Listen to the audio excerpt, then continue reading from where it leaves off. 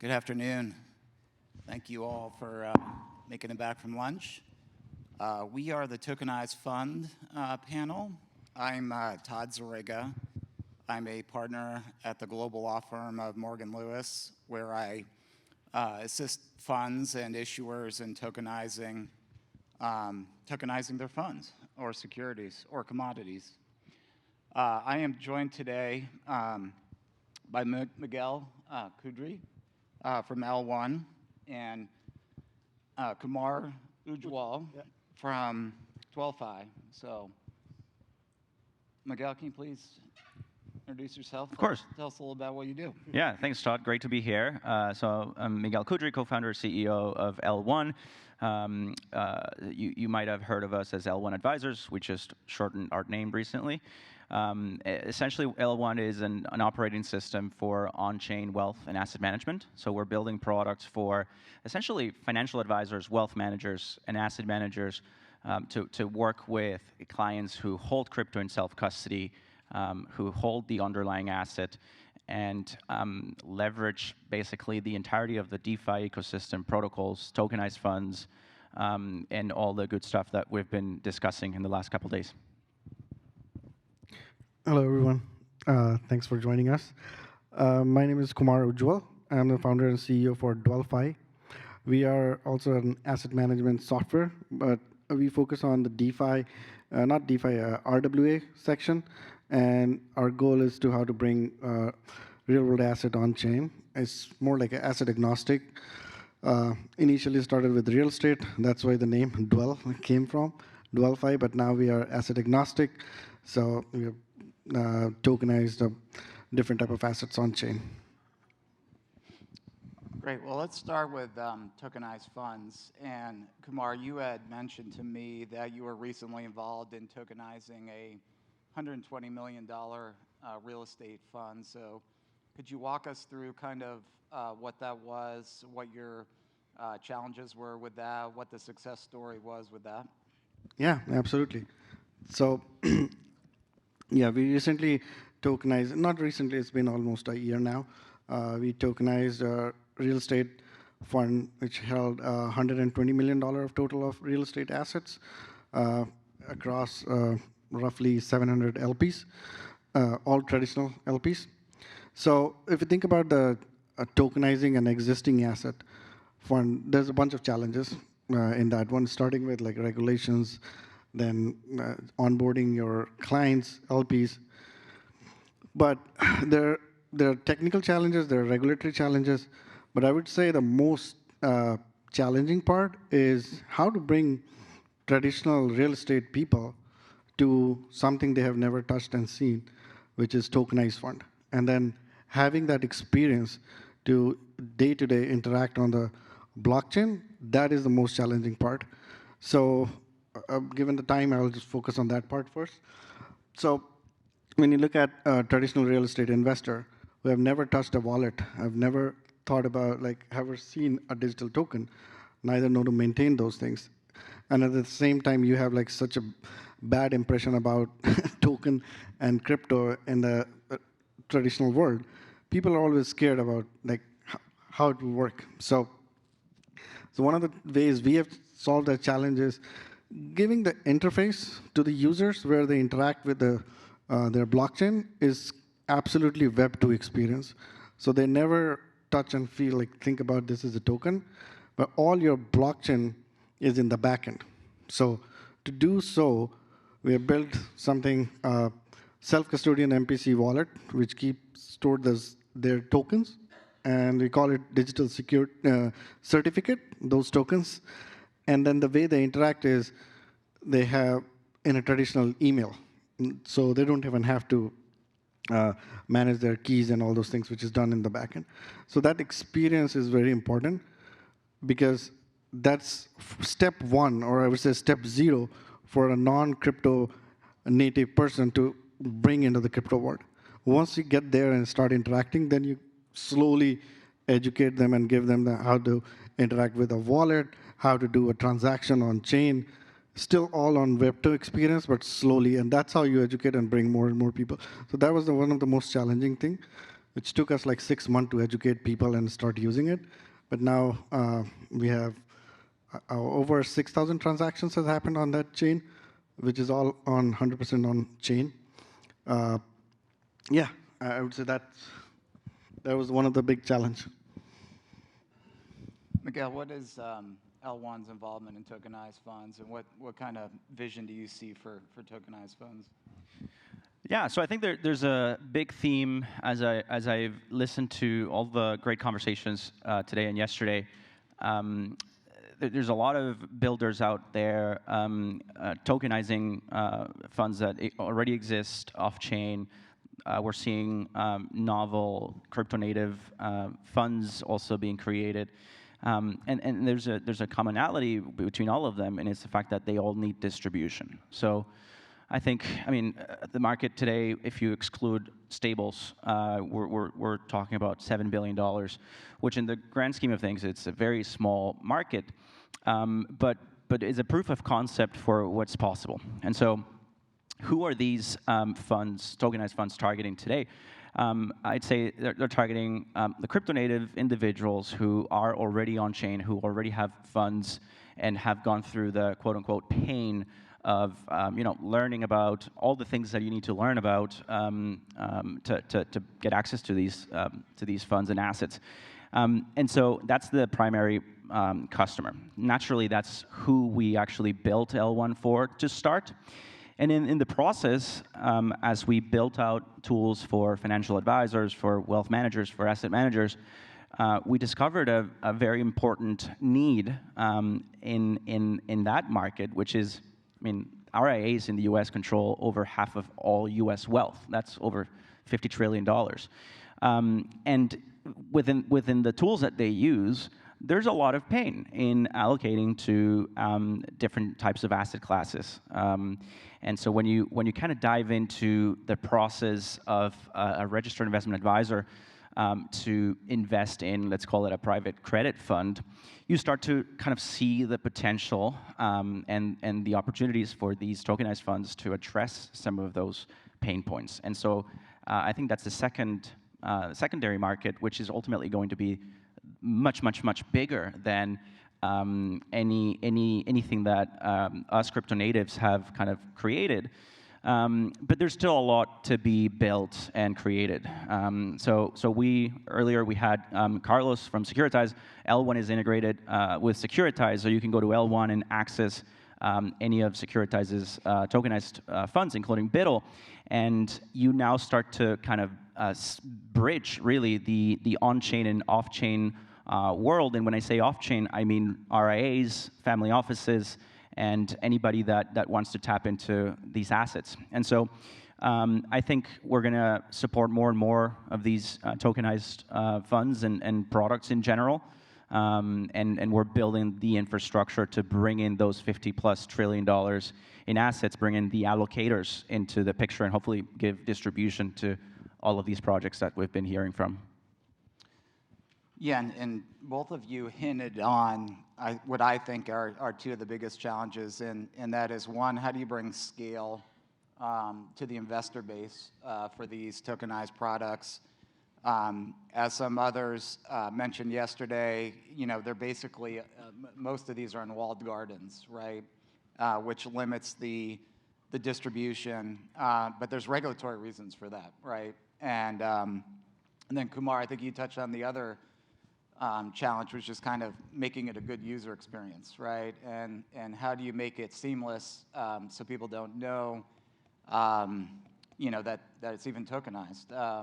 So maybe talk a little bit about what you're seeing to address those two challenges, and maybe where you see the market moving.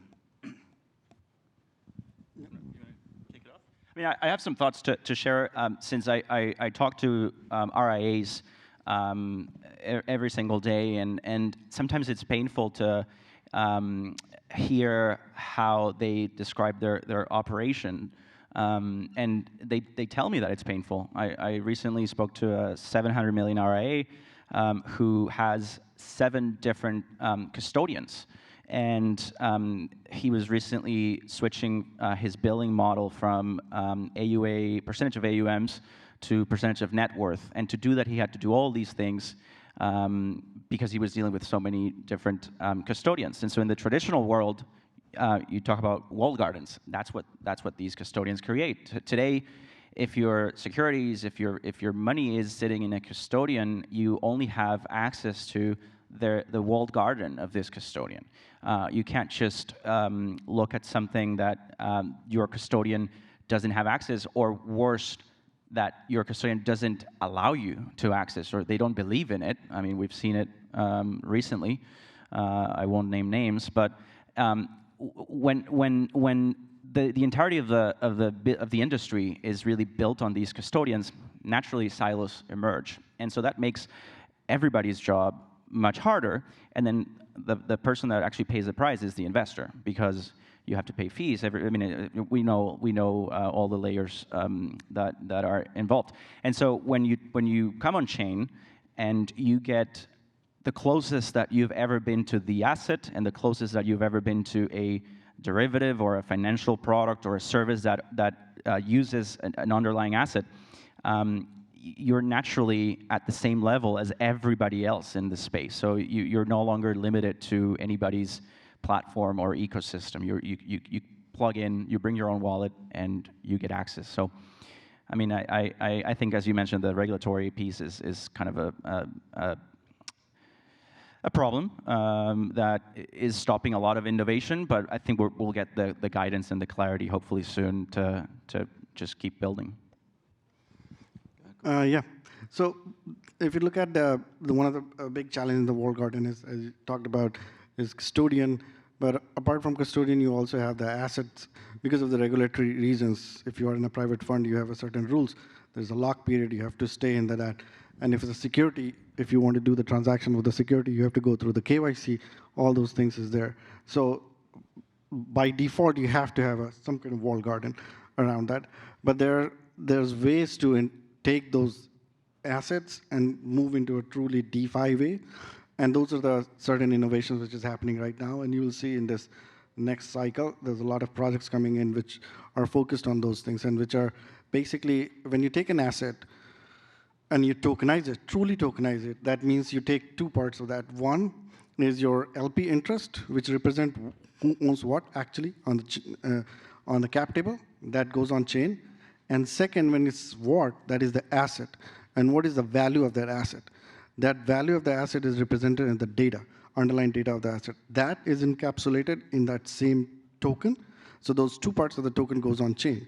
Now, once it goes on chain, it's truly first encrypted because it's on public chain. You cannot read it, so there's certain information is available and the rest is encrypted. But now, when you want to take that asset and go into the DeFi world and want to truly leverage the DeFi like lending protocols and all those things, you still have the problem because these digital securities are actually securities. So they have to have a KYC, AML, all these things.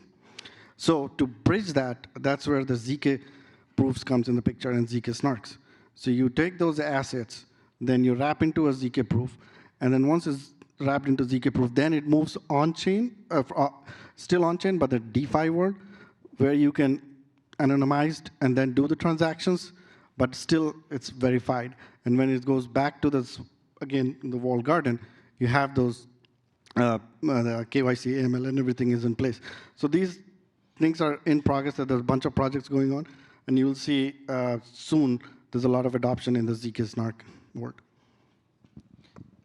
Yeah, just so that is zero knowledge, right? Yeah, zero knowledge. Okay, Zero and knowledge proof. that's similar to what we were discussing yesterday, where we're in need of basically a KYC that goes with you. Yep. Right, and that is Exactly. a common standard that can interact across the gardens, so to speak. Yeah, so if you look at the KYC, generally these are standard. The reason why, the providers are different, like Clear is one of the providers. You can have the Plaid is one of the providers. But end of the day, the underlying data, which is used to create KYC and AML, those are standard. So driving license or your passport and all, and then OFAC list for the AML, those are the standard data. Once the entity which verifies this data are different. But once you have those things, then you can wrap into a ZK proof, attach with your token, move into on DeFi world, you can do the transactions. It's really permissioned versus permissionless. A vast majority of DeFi has been permissionless, and I think DeFi purists are always going to go with permissionless protocols. And KYCing basically just gives you permission to access certain products. One of the benefits of on-chain protocols and DeFi in general is the composability aspect. The fact that protocols can just build products and derivatives, and they can wrap tokens and assets, and you can just stack multiple things together and create something completely new out of the combination of their functionality, and you don't need permission to do that.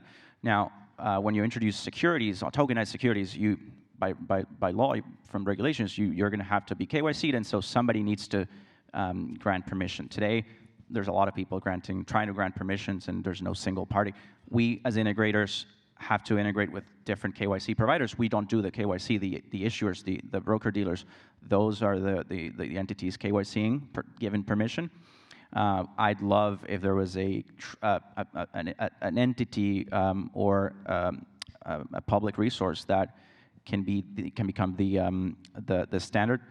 Many people say that's going to be or could be the Ethereum attestation service. I think we're definitely moving into that direction, but yeah, standard is needed. Mm-hmm. The additional part of portability also goes to the wallet, right? And so whether you have a self-hosted wallet that you can port with you, or whether you're relying on a hosted wallet. So maybe, Kumar, you mentioned on the launch of your real estate fund, I believe you indicated you used self-hosted wallets. So maybe walk through, and you mentioned, I think, the email component of that, but walk through what the thinking was in using self-hosted wallets, and what the challenges are of making that a seamless user experience. Yeah. So there are certain, when you tokenize certain securities, there's standard you have to have with a custodian, or you can have the self-custody. So that will be defined your fund structure, which fund your formation. So the standard we have used is 506C standard to tokenize that fund, and then in that we can self-custody those the tokens. So when you're doing the self-custody, the reason why you have to do self-custody is it basically gives the end user the ability to store their own tokens with themselves, correct? That gives the sense of ownership of your token, what you own. But at the same time, the security is very important. So if you can have a self-custodian wallet like MetaMask, correct? And then you can lose the key. What happens in that scenario? You lose everything, correct? So it's a kind of a hybrid approach where you have a self-custodian wallet, which is, so when we onboard our clients, we provision a self-custodian wallet in the backend. That wallet keys are distributed into a GP/LP structure, and the third is in the cloud. And then the way they interact with that one is you don't have to maintain the keys, but you interact with your email address. So that's like a natural way to, the way you use today, like any login password, you go through your email, or you put a password, but we don't do that. And then it generates a magic link so through which you can interact. Now that gives a very seamless user experience where you can interact with your wallet, and then you can do transactions on the top of that. Plus, it allows you to manage permissions on your wallet, which is also a critical part when you are basically an investor in a real estate fund or anything. Basically, when you are an LP in a fund, you generally work with your accountant, legal, lawyers, and all those people, correct? Now, those guys need to have the access to your wallet because your assets are stored there, correct? How are you going to enable them? You're not going to give the keys and all those things because they have never used it, correct? That's where you have the permission where you can go into your wallet, add permissions based on the email, and then they have a certain permissions which they can do, what they can see, how they can interact. And that's the easy, seamless way to basically bring non-traditional people to crypto world, although they are not seeing that it's a crypto, but still they're getting all the benefit of blockchain. Miguel, you want to comment on the self-custody?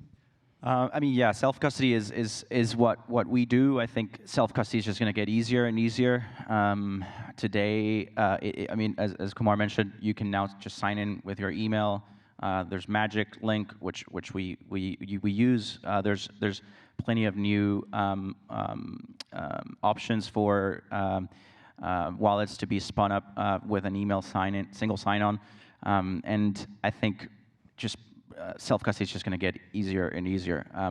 I think we're 12 to 18 months away from fully abstracting private key management. Even with Magic Link, you should understand the concept of a private key, and they even give you the ability, as they should, of exporting your private key.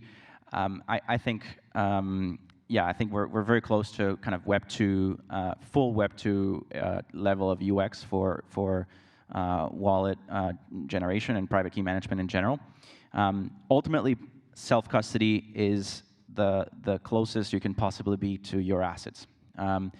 If you're working with a qualified custodian, they are all they're doing is they're holding your private key, and so that's just a layer between your assets and the access that you have to those, on top of everything they of course offer. But if you want to do anything on DeFi rails, if you ultimately want to do something with your tokenized funds or any sort of tokenized asset, you're going to need to, at some point, be in self-custody, whether you realize it or not. It might just be that you're signing in and doing a just-in-time funding out of your Coinbase account or some other exchange, and you're funding a self-custodied wallet just for that transaction, but you're ultimately going to be using self-custody. And so I think that's where we're going. I think that's also going to change the industry, the wealth management space, the asset management space. It lowers the barrier as an investor to switch and try a new service provider, whether it's a financial advisor or an asset manager. I think it brings transparency, visibility, competition, and so ultimately the investors benefit the most. Yeah, I've always, in self-custody, I think there's a big education lift for the casual investor, and I think that's part of the challenge. I mean, even for myself, who I consider myself to be very literate in digital assets and crypto, I don't pretend to know the nuances of self-custody. And I just wonder, is it an education lift that's needed, or is it showing increased functionality? Then investors are going to go there, not because it's self-custody per se, but because it has a lot more usability, maybe across platforms. I think it's definitely the latter. I mean, people should not need to care about what self-custody even is. It should just work. And I think it's our responsibility, everybody in this room that is somehow involved in the space, to just abstract all of the needs for education away from everyday users. I think people that work in this space should know what they're getting their clients as fiduciaries. They should know what they're getting their clients into. But as an investor, I shouldn't need to know. And I think to a certain extent that's already possible in many types of products. Like we have already been seeing onboarding of non-crypto native clients from our RIA customers. I think it's more prevalent in the kind of high net worth, ultra high net worth family office, multifamily office world, where individuals and institutions are looking for riskier products and higher returns, and they're looking for liquidity, and they seek volatility. And for those types of investors, there's a lot already that's been abstracted away in terms of complexity. For everyday users, there's still a long way to go, but we're not that far away from that. Kumar, any? Yeah, I think the education is one of the key, but as I said, like everyone, this is like a small community. We all are interacting with, we are the nodes which interact with all the people who have no idea about how the self-custody or the wallet and works. So that propagate that knowledge is important. And then bringing, when the people are coming to digital world, I would say the gap between how you interact with a wallet, because wallet is like the first step. If you look at from a Web3 perspective, wallet is your browser for Web2 world. So everyone has to go through that, correct? So how seamless that interaction could be, that is the best way we can bring more and more people in this world. So the education, experience, all these things are important. Before we move on the scale point, and I think it's been mentioned a couple times already this conference, but one thing I think of is, okay, if we have the technology and it's a compelling technology, that's great, but we still need compelling products to drive demand on the rails, so to speak. Any thoughts on is this a chicken and egg thing? Once the rails get more user-friendly, once the investor base gets bigger, the products will come? Or is it the other way around where we need compelling products to get the rails going? So I'll take on this one because we have seen this. It's, as you said, it's chicken and egg problem. Absolutely, yes. Sometimes it starts with that, okay, where is the product, where is the people, correct? But the way to solve this is when you start with an existing fund, which is already people have invested, now move that fund on chain. That's where you solve that problem, chicken and egg problem, because you have asset, you have user. But now, why they should move on chain, that is where the question is. Like, what is the value they're getting? Because otherwise, yes, you can be off chain and everything works well, correct? So that's the true value proposition of on chain need to be provided to the users. So then they stay there and see the value, and then they come back again. So for those things, which we are doing is, what we have done is two things. One of the big issue for in large funds for the users is how to exit. When you are in a particular fund, you invested, it's like locked for 7 years or 8 years, depending on the fund life cycle. It's very hard to exit, correct? So the other way, generally the traditional way thought was, okay, you can take this, tokenize this fund, connect to an ATS, and then it can trade. Yes, it can, but there's one big missing piece in that. One is, because these assets, generally, you only tokenize those assets which are illiquid. Because if you're a liquid asset, you can trade it. Why you have to tokenize it, correct? So if you take an illiquid asset and you tokenize it, then connect to the ATS, the problem there is these illiquid assets are inherently volatile assets. They don't change the price daily. Now, because of that volatility, there is no volatility, there is no market maker, because the market maker has no incentive to come there and then clear the market. If they will not clear the market, there will never be more trade happens. And that's the reason why, so far, none of these tokenized fund has been trading that much. Now things are happening, correct? So the second approach to think about is illiquid asset, how you can bring liquidity while they are on chain so that people become more attracted towards those illiquid asset and tokenized asset. So the second way to think about is it should be tokenized, so you should be able to borrow against those assets like you were doing in a traditional world. But the problem is, if you go look into the traditional world, like a HELOC product, you're a home, you can borrow against your equity. Why you can do that? Because the value of your home is universal. Everyone knows that, correct, in the market. But if you take a private fund and you want to borrow against that, that value of what is the underlying asset and what is the performance, blah, blah, blah, all those things are unknown. So that is the big problem. That's why you cannot go in traditional bank and borrow. Yes, there are boutique banks and does that, but I'm talking about at scale. That's where the tokenization, true value of the tokenization comes. So when you take those assets and tokenize in a true fashion, that means you tokenize the asset, equity table, who owns what, and the asset data, and put it on a public blockchain, but in encrypted fashion that's not available and still respecting the privacy. And from there, when you enable those two lenders and bankers, which they can do the underwriting, now people can borrow against those assets, correct? And once the borrowing enabled, that means you have brought liquidity in those assets. That is the true value of tokenization. That's why people will come and start using it. So that's the one way to bring value add in these tokenized asset where people will come. So that's what we have done. This was a learning for us over 3 years. This is eventually we went through all the process, and then eventually we launched tokenized. So we first tokenized the fund, and then launched a liquidity pool of $30 million to people to start doing this, borrowing against that. And we're seeing a really good like response from the people. So that's what my experience was.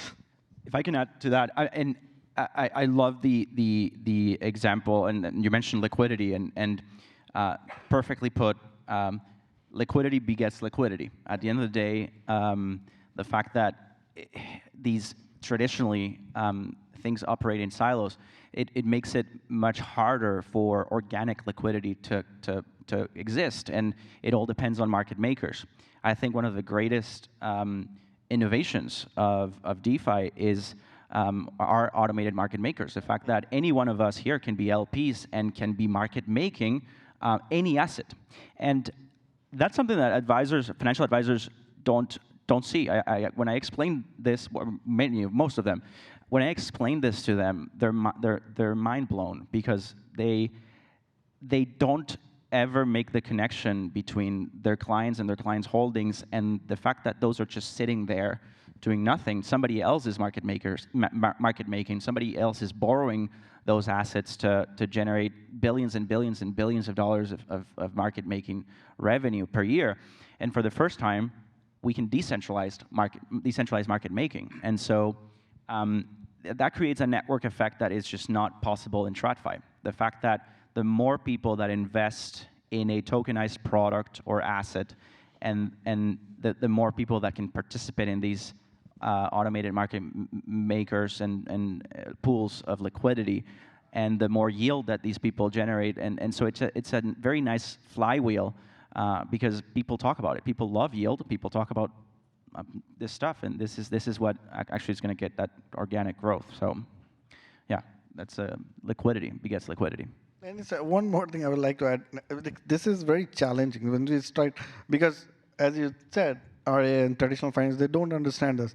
And we have experience, because when we started this, we talked to like several banks, and none of the banks understood exactly what we were trying to do. And then none of them were ready to participate in the liquidity pool, because it was like, you still have to go through a traditional way, which doesn't work in this one. So eventually we have to start our own liquidity pool to start like the first pool to basically do this transaction. And then now we're seeing other people getting interested in coming in that pool. So yes, like always there will be an educational gap. There's a bunch of these things where you have to start something and then people will come. Yeah, just to bring it full circle on the education point, the more I hear your comments, the more I think the education is not so much on the technical aspects of what's going on, but it's more explaining what the benefits of this is, right? Exactly. So in my world, which is more fund-based, there could be benefits to the issuer of the fund, right? There could be benefits to the shareholder. For example, peer-to-peer transfer instead of redemption back to the fund. But by the way, that's a benefit for both the issuer and the shareholder, right? And so the more I think about this, it's really how do you explain the benefits of all this and get that out into the marketplace. So the way you explain these benefits is like actually going through their pain. So what is the pain point, and then how you show those pain points is solved on chain. So like two basic example is your LP being locked into a fund, and then if they want liquidity, they have to generally give up their like liquidity discount, and that's how they get out. But now, if you are a tokenized fund, you can do equity swap on chain easily, and that is easy way to basically someone want to exit. Plus, not just exit your whole position, but you can actually exit a fraction of your position and still hold it. So those are the things which actually people have pain, but now you can do it smoothly on tokenized fund. That's more than education. That just gives them the understanding exactly what is the value out of that. Similarly, having the ability to borrow against your asset, do not have to sell your asset and then pay capital gain on those things. Instead, borrow against that and write off those interests which you're paying on the taxes. Those are the real benefits.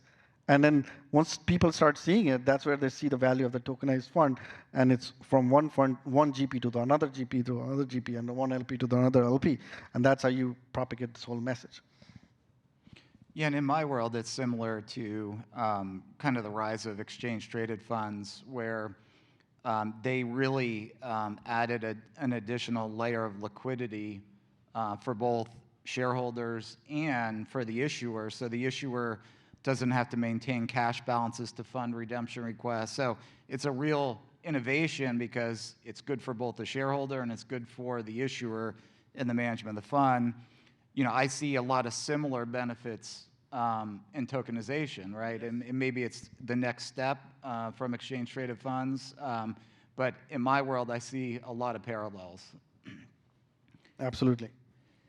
So in the last 9 or 10 minutes we have left, I wanted to pivot a little bit. And Kumar, I'll start with you, but you had made an interesting note about, so when you tokenize an LP interest, you're just tokenizing the share, but any subsequent purchaser will need certain information with respect to that investment, right? What the past performance was, if there's distributions. So talk about how that would work in a future state where you have a peer-to-peer transfer of an LP interest. Okay, they got the shares, but how do they have access to all the underlying information that goes along with holding that LP interest? Yeah. So there's a this also comes to the same thing like as in crypto. There's a path to get to a true sovereignty, a true DeFi state. But if you look at the traditional funds and you want to get to a truly DeFi, there's always a barrier because of the regulations. You can't do that. So it's more like a hybrid approach. So the approach is that when you tokenize the fund, you tokenize not just the LP interest, which is representing who owns what, but also the underlying data of the fund. Now the question is, when you bring the underlying data, that is a little bit messier work because that data sits into multiple silos today and sits with your administrator, sits with your CPA, a bunch of tools, correct? So, and mostly in unstructured format. So you have to bring that data from all the sources, convert into a structured format. Then you have to store that data on chain in a more like a encrypted way because it's on public chain. So it should be encrypted because it's the private data.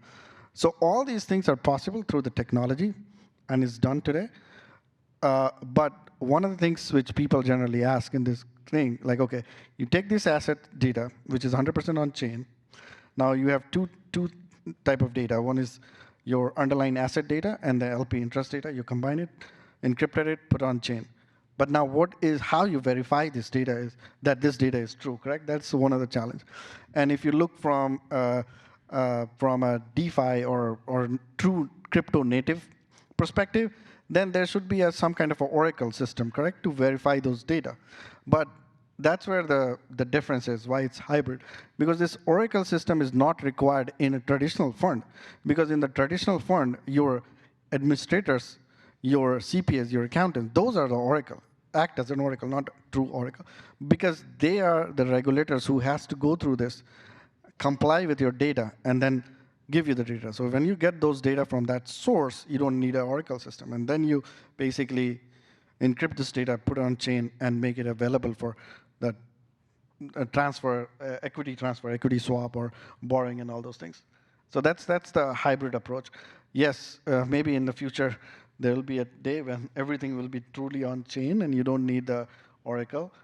This happens on a sense like if you have underlying assets like crypto native assets like Bitcoin and all, then you do the transactions on chain, and that is truly on chain. For the digital assets, you don't need that. You can pull all the data from chain and keep it on chain.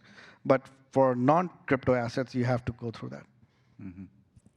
Miguel, anything else on the kind of administrative side of this?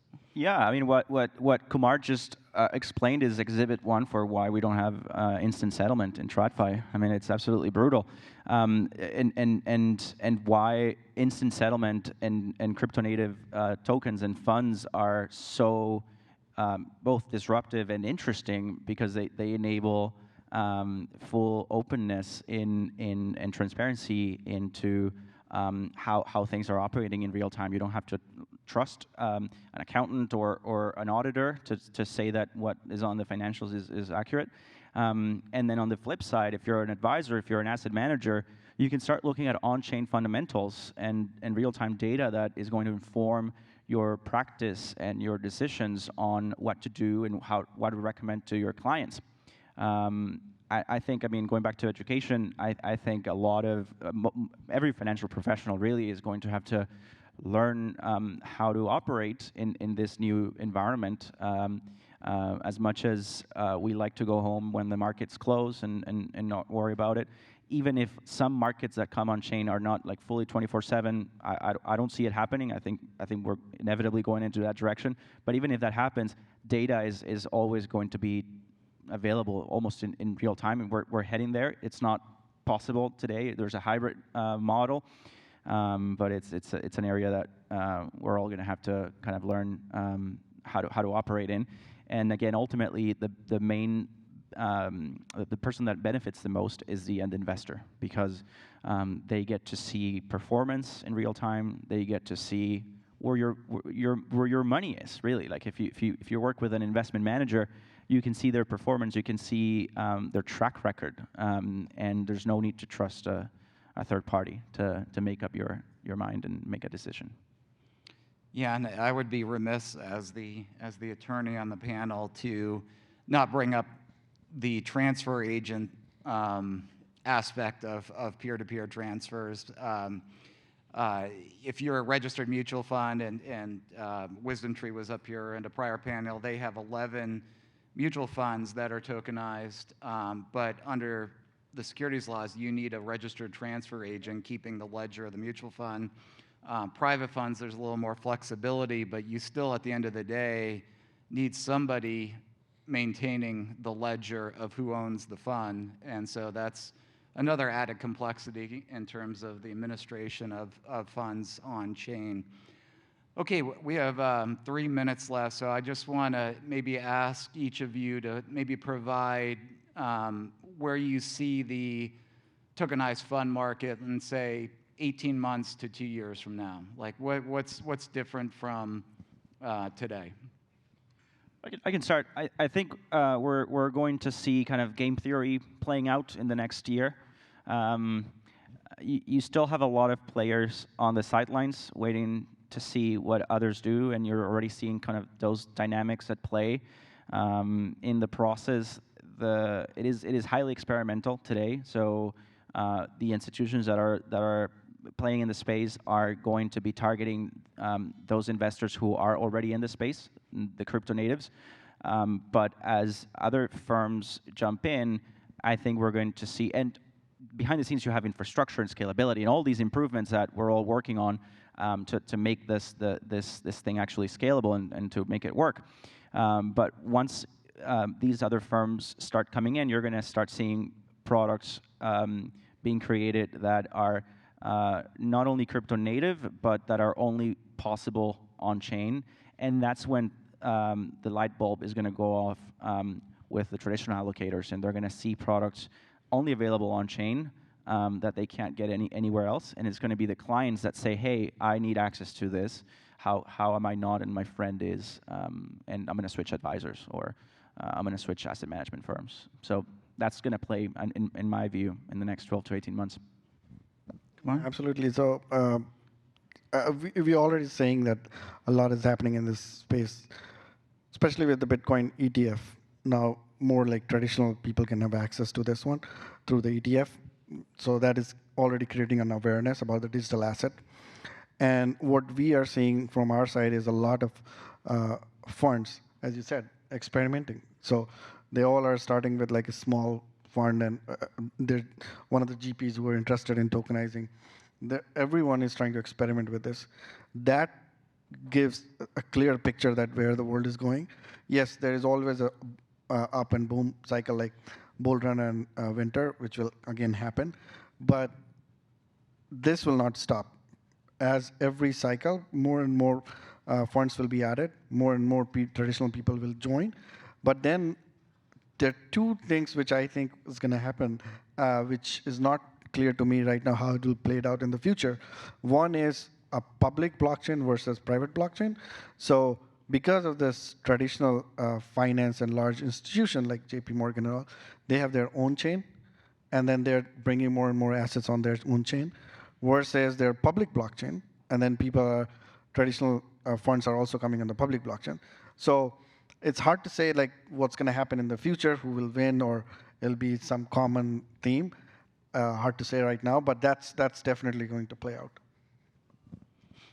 Yeah, I guess my one semi-prediction is I think we'll be talking a lot more about tokenized funds 18 months from now than we are investing in cryptos through traditional ETFs, Yep. right? I think a lot of the narrative in the first part of this year, rightly so, because it was 10 years in the making, getting Bitcoin ETFs through has dominated kind of the discussion.